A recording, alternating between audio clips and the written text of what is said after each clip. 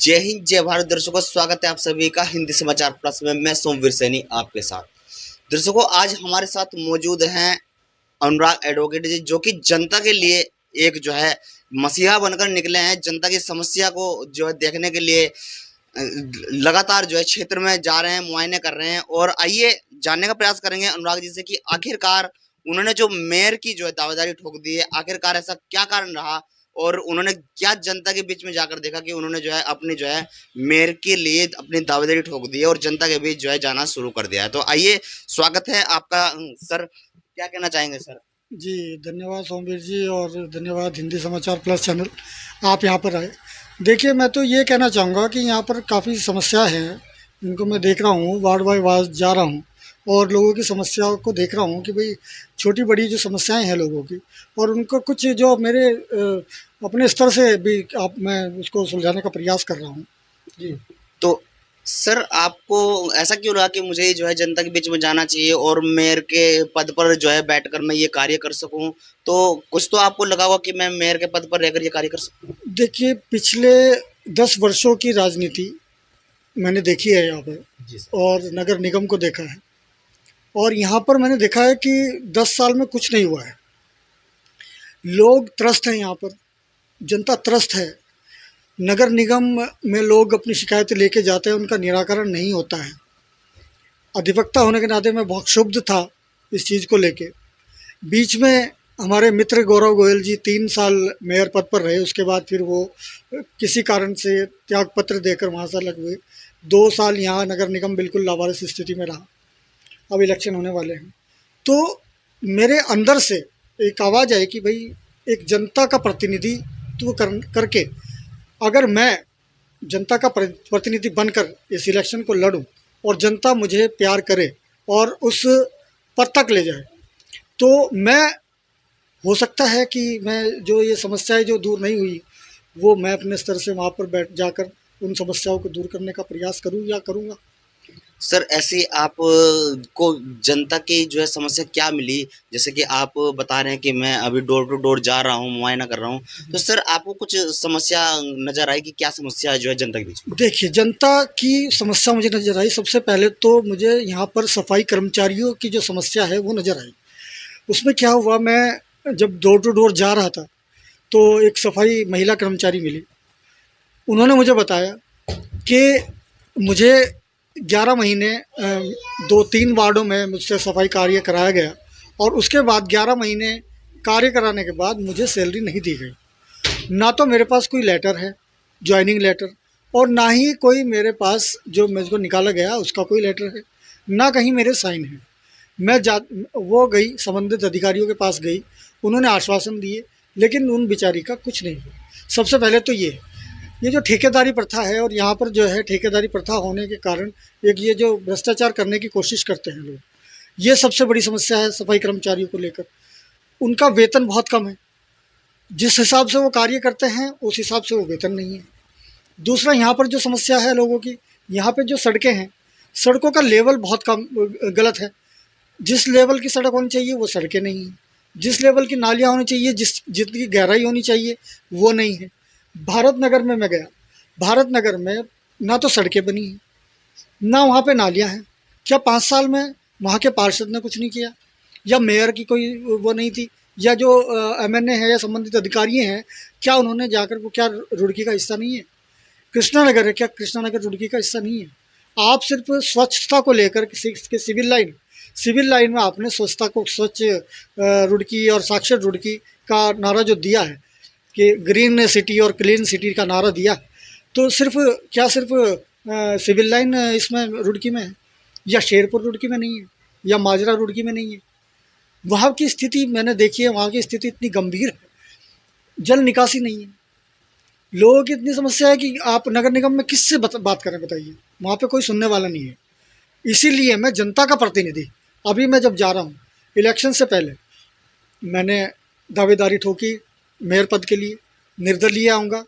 अगर OBC seat भी आई तब भी, और अगर सामान्य सीट आई तब भी मुझे इलेक्शन लड़ना है, सिर्फ जनता के लिए। एक वोट इस बार आप अपने लिए करें, ना कि किसी व्यक्ति विशेष के लिए, ना किसी पार्टी के लिए, सिर्फ अपने लिए। अब मैं यही कहता हूँ कि मैं जनता का प्रतिनिधि हूँ, मुझे जनता के लिए काम करना है, काम करने के लिए ही मैं यहाँ पर आ रहा हूँ। अनुराग सर, अभी बात करें, आपने जो है बात की, जो वाल्मीकि समाज है, कहीं ना कहीं महीने या 2 महीने में भूख हड़ताल पर उन लोगों को बैठना ही पड़ता है। इससे पहले भी जो लोग आए इस पद पर बैठे हैं, उन्होंने भी कुछ ऐसे ही वादे किए थे, पर लेकिन कहीं ना कहीं जब वो कुर्सी पे बैठ जाते हैं उसके बाद उन वादों को भूल जाते हैं। तो सर, आप ये समस्या किस प्रकार से हल करेंगे? जो वाल्मीकि समाज है, कहीं ना कहीं जो ये ठेका प्रथा पर कार्य करते हैं, रोज उनके धरने प्रदर्शन होते हैं, सीएम कार्यालय तक पहुंच जाते हैं, तो सर इस पर आप किस प्रकार से विचार करना होगा? देखिए, वही कहा ना कि किसी ने भी हमारे जो सफाई कर्मचारी हैं, या आपने वाल्मीकि समाज की बात की, उनके बारे में किसी ने नहीं सोचा है। जबकि आप देखिए कि अगर ये समाज ना हो या सफाई कर्मचारी ना हो, तो हमारे घर के बाहर एक कूड़े का ढेर लग जाए। वो बेचारे अपना कार्य करते हैं, बहुत निपुणता से करते हैं। आपने बात की कि धरना प्रदर्शन होता है। हाँ, धरना प्रदर्शन होता है, एक व्यक्ति त्रस्त हो जाता है जब वो काम करता है, उसको उसका मेहनताना नहीं मिलता है, तो वो क्या करेगा बताइए? 15,000 रुपये, किसी के 5,000 रुपये, किसी के 4,000 रुपये, कोई परमानेंट नहीं है।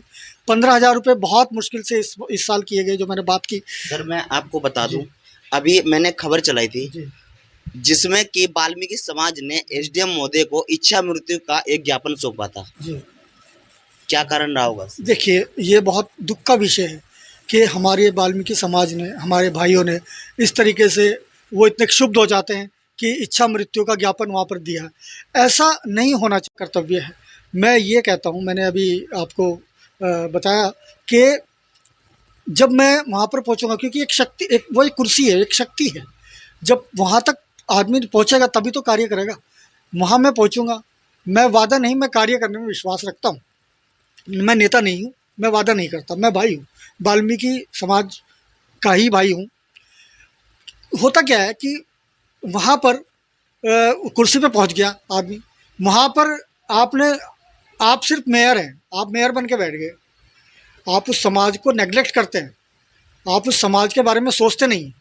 मैं, जो हमारे सफाई कर्मचारी हैं, उनके लिए मैंने बोला है कि जब मैं वहाँ पे पहुँचूँगा, जो परमानेंट नहीं है उनको परमानेंट, और जो हमारे वाल्मीकि समाज के जो भाई हैं, जो सफाई कर्मचारी हैं, उनके बच्चों को सीबीएसई बोर्ड में निःशुल्क शिक्षा का मेरा जो है, मैंने अपने कार्यों में शामिल कर रखा है कि वहाँ पे मुझे ये करना ही करना है, इसी विषय को लेके।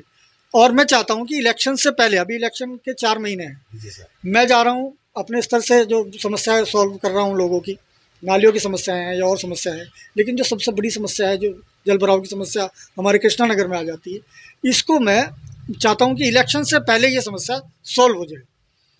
सर, आपके क्षेत्र की जनता आपको देख रही है, आप मेयर की दावेदारी और देश की, जो आपके क्षेत्र की जनता देख रही है, क्या कोई संदेश देना चाहेंगे, क्या अपील करना चाहेंगे कुछ? जी, मैं आपके चैनल के माध्यम से जनता से ये अपील करना चाहूँगा कि अभी आपके पास एक मौका आया है।